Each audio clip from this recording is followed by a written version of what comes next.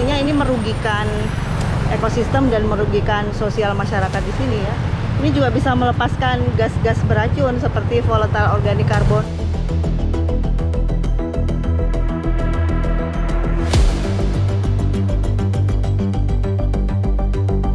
Ya akhirnya kan saya keluar aja dari grup-grup Citarum Harum, Citarum Bestari, apapun itu gitu. Keluar. Iya, karena ya sakit hati lah.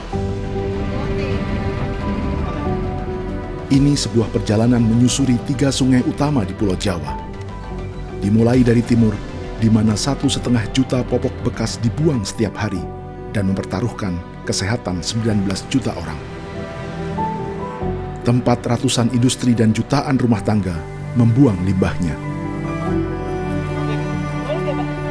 Perjalanan ini merekam ekonomi rakyat yang tak punya pilihan. Juga konflik klasik yang terjadi antara industri dan warga karena absennya negara.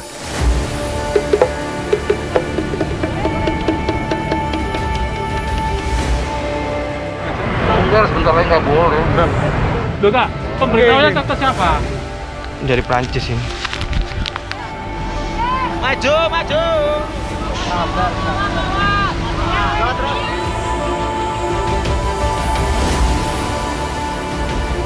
TGS-nya jadi lebih bagus dari Aqua. Ekspedisi ini adalah kolaborasi peneliti, para aktivis, warga masyarakat, dan jurnalis. Sorry. Ada CCTV-nya. Sudah terekam kita. Menggabungkan kerja-kerja ilmiah, investigasi lapangan, dan gerakan sosial. Wah, ini wingi demo dhewe wong 8.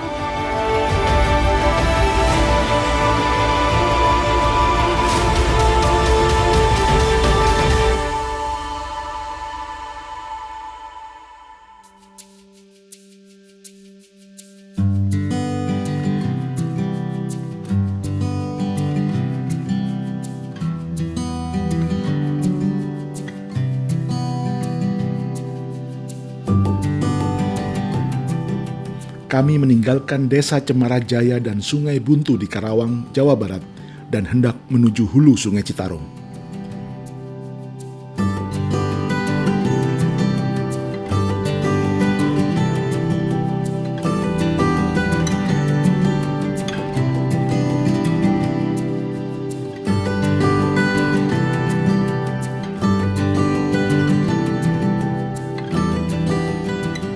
Namun di tengah perjalanan, kami tertarik dengan pekerjaan pengerukan parit atau saluran irigasi sebelum memasuki Rengas Dengklok.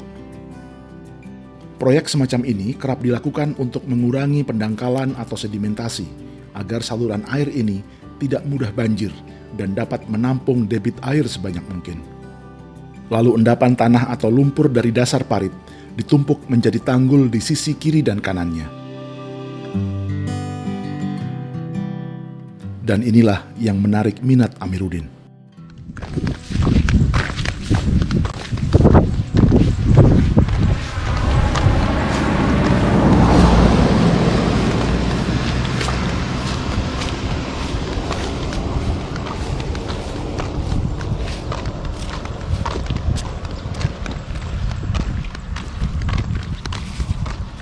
Ini saluran irigasi ini baru dikeruk ya, pengerukan? Iya, jadi ini kalau kita lihat memang baru. Terus kemudian tadi di bawah kita juga ketemu eskavator yang lagi ngeruk sedimen sungai.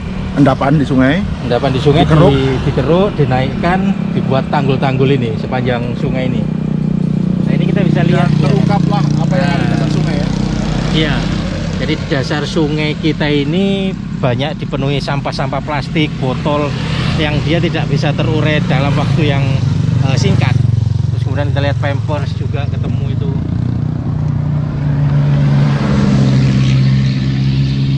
Dan ini berbagai merek ya kan ya, mulai dari produknya Wing, kemudian kopi kapal api. Jadi kalaupun Kopi sungainya kapal ini api. terlihat misalnya bersih, nggak ada plastik misalnya, Dasar ternyata sungainya ternyata dipenuhi dengan plastik.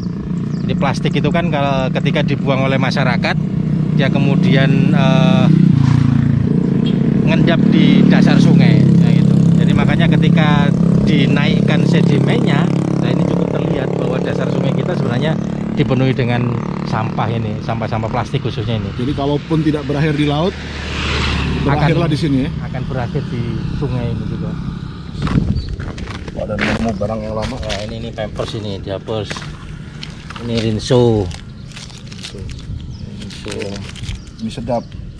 Sedap.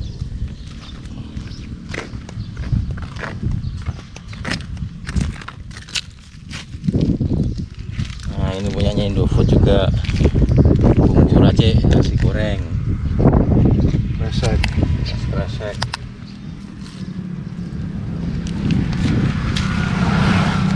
Ini apa ini? Oh, ini soklit pemutih. Ada pemutih.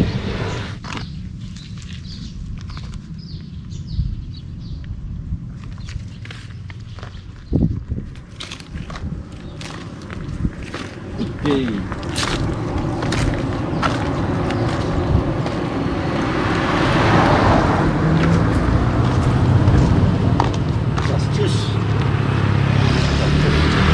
Ini produknya Wings Food. Ini salah satu pabriknya itu ada di Gresik ini, Jawa Timur. Wings Food. Ya, Wings Food ini. Pabriknya ini.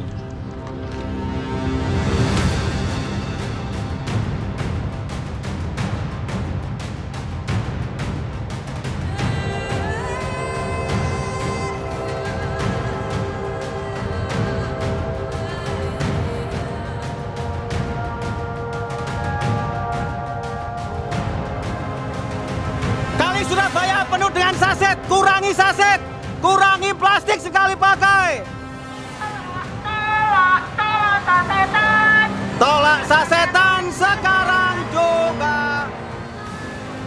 Tahun 2020, di tengah situasi pandemi, para peneliti, aktivis, dan warga menggugat para produsen kemasan saset dan pemerintah karena telah mencemari sungai berantas di Jawa Timur.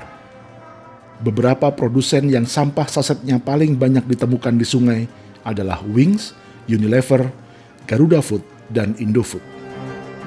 Selain produsen ini, aktivis dan warga juga menggugat Kementerian Pekerjaan Umum dan Perumahan Rakyat serta Gubernur Jawa Timur yang dianggap lalai dalam menegakkan aturan. Gugatan terhadap industri dan perusahaan itu bukannya tanpa alasan. Antara Februari hingga Juni 2020, mereka telah melakukan penelitian di sejumlah lokasi di Surabaya, dari sungai hingga muara dan pesisir. Mereka mengaduk-ngaduk sampah dan mengumpulkan sebanyak mungkin sampel sampah saset.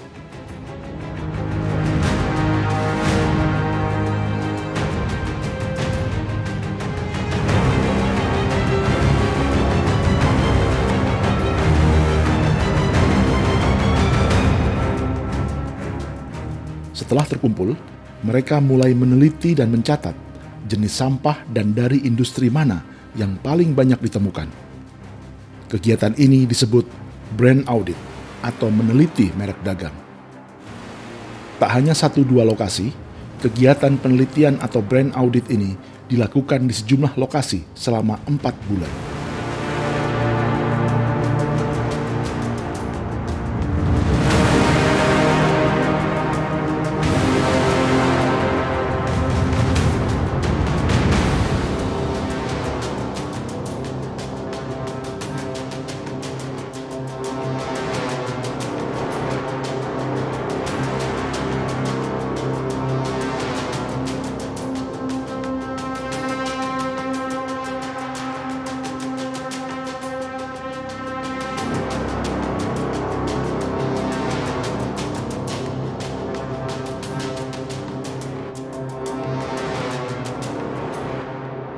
Atas temuan inilah 3 perusahaan digugat. Lalu mengapa perusahaan yang digugat? Bukankah yang membuang sampah sembarangan adalah konsumen? Dan mengapa pemerintah juga turut digugat?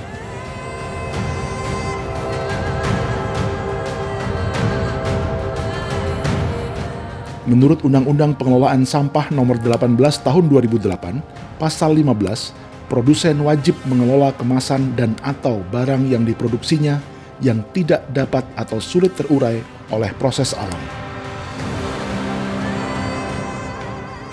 Kita ulangi. Produsen wajib mengelola kemasan dan atau barang yang diproduksinya yang tidak dapat atau sulit terurai oleh proses alam.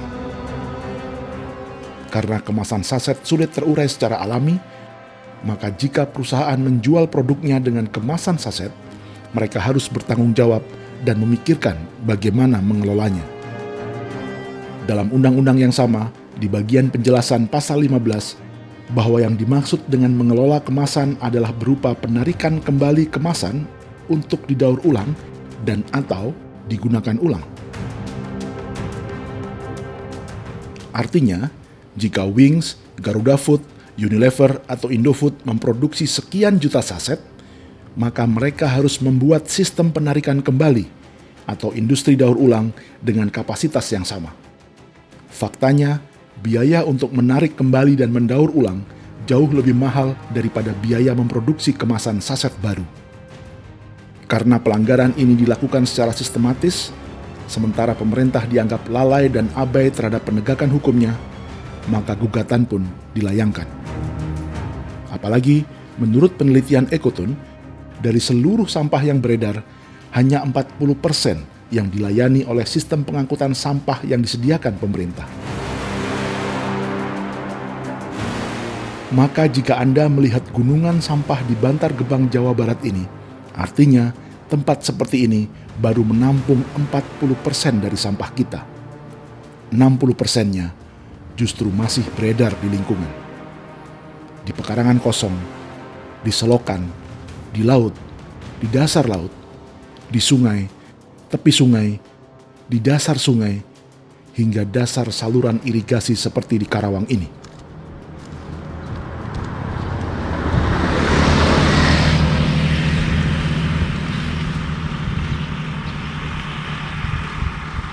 Ini subclaim ini namanya Wings. Jadi memang Wing ini cukup banyak kita temukan produk-produk Wing ini. Hasil audit Dr. Daru juga ini ya, Wings ya? Ya, Wing yang paling banyak dominan.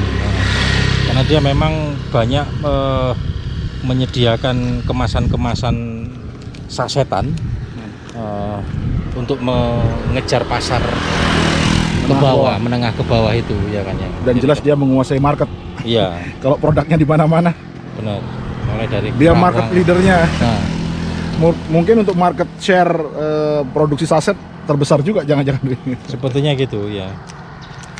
Dan ini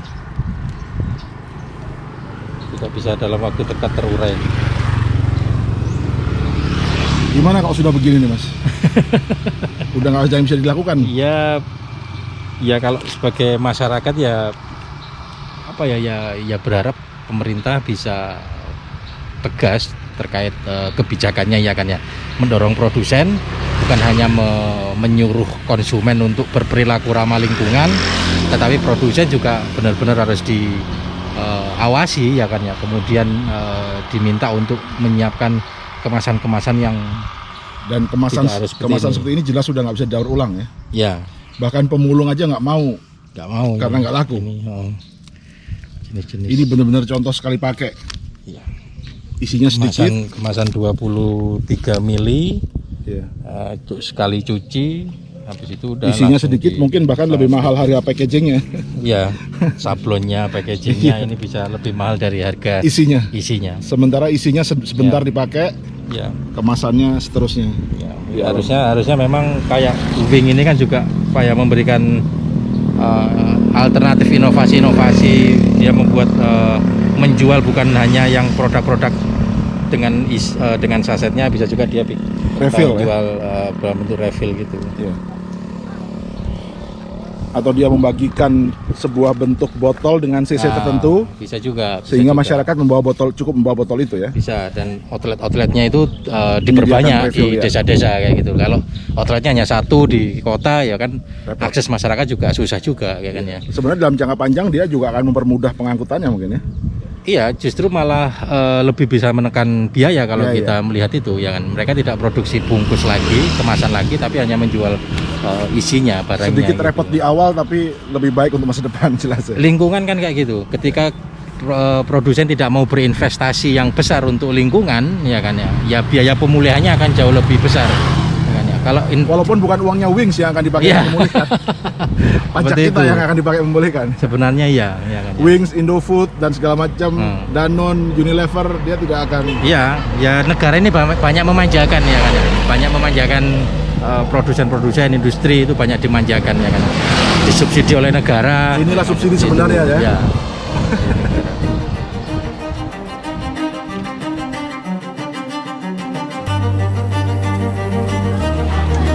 Iya, bayar kan? Iya. Saset bukan satu-satunya metode distribusi barang.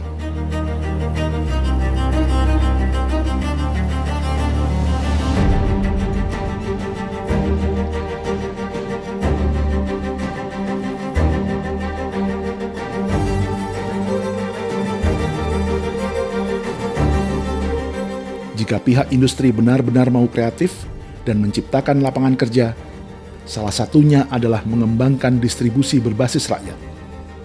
Mengembangkan jaringan distributor dengan model isi ulang seperti ini akan banyak menyerap tenaga kerja, membagi keuntungan ekonomi dengan lebih merata, serta sekaligus ramah lingkungan.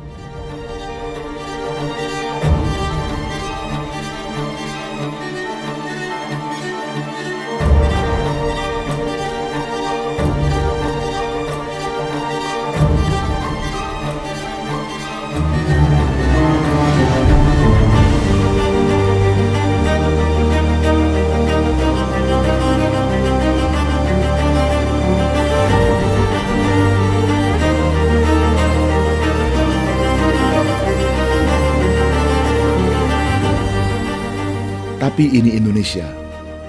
Jika industri bisa untung dengan cara mudah, mengapa harus repot mencari cara yang lebih rumit? Apalagi kasus gugatan warga pada para produsen saset dan pemerintah itu pun ditolak Mahkamah Agung pada Desember 2020. Untuk melihat seberapa banyak sampah saset yang ada di dasar saluran air yang telah dikeruk ini, kami merekam sambil melanjutkan perjalanan.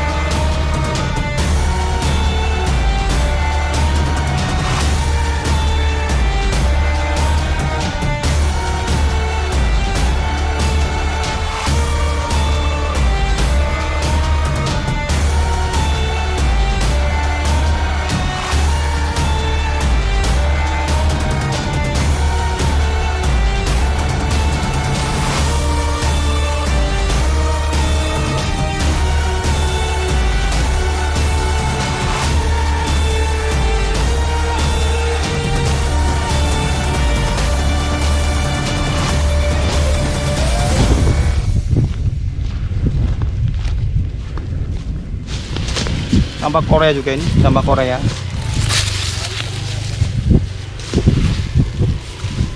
Itu pabriknya ya? Pabriknya itu, pabrik Sinarmas Group Indah Kiat ini. Sama sih di Jawa Timur kita punya Jiwi Kimia, ada juga Eka Mas Fortuna.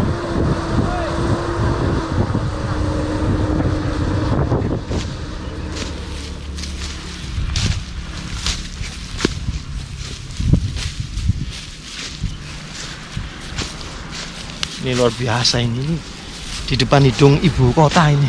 Saya nggak ngerti orang KLHK ini. Tapi ini legal apa tidak sebenarnya?